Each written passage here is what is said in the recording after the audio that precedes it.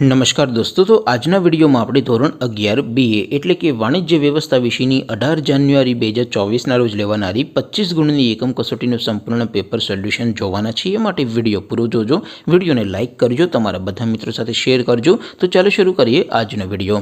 દોસ્તો, ધોરણ 11 BA એટલે કે વાણિજ્ય વ્યવસ્થા વિષયની 18 જાન્યુઆરી 2024ના રોજ લેવાનારી 25 ગુણની એકમ કસોટીનું સંપૂર્ણ પેપર સોલ્યુશન PDF ફોર્મેટમાં ડાઉનલોડ કરવા માટેની લિંક આ વિડીયોના ડિસ્ક્રિપ્શનમાં આપેલી છે।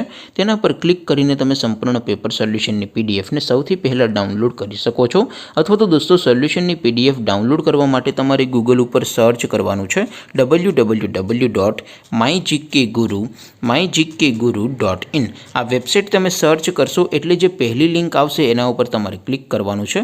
જેવું ક્લિક કરશો એટલે સોલ્યુશન માટેની mygkguru.in આ વેબસાઇટ ઓપન થઈ જશે।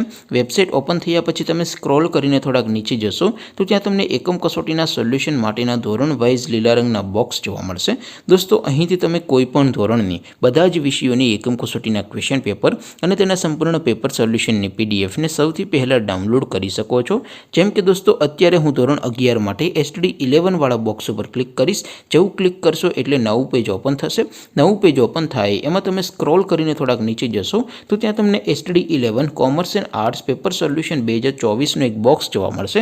જેમાં દોસ્તો નીચે લખેલું છે STD 11 BA પેપર, તેની સામે ડાઉનલોડ બટન છે તો એ ડાઉનલોડ ઉપર ક્લિક કરશો તો ધોરણ 11 BA વિષયની એકમ કસોટીનું ક્વેશ્ચન પેપર PDF ફોર્મેટમાં ડાઉનલોડ થઈ જશે।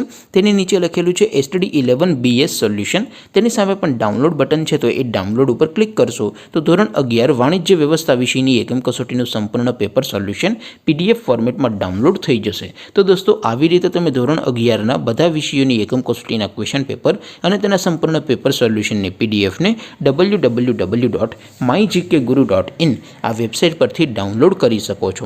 તેમ છતાં કોઈ ક્વેરી હોય, કોઈ પ્રશ્ન ન સમજાતો હોય તો નીચે કોમેન્ટ કરીને પૂછી શકો છો। અધરવાઇઝ આપણે નવા વિડીયોમાં મળીશું, ત્યાં સુધી રજા આપો। આવજો દોસ્તો, જય હિન્દ, વંદે માતરમ।